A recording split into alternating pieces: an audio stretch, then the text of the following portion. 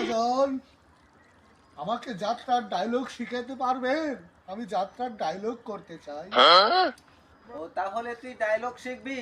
হ্যাঁ বাজা। তাহলে শোন, আমি যা যা কমু তুই তাই তাই কবি, ঠিক আছে?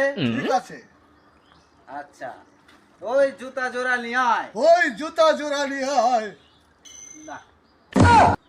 আচ্ছা, ওই পায়খানার ভিতর থেকে বদনাটা নিয়ে আয়। ওই পায়খানার ভিতর থেকে বদনাটা নিয়ে আয়।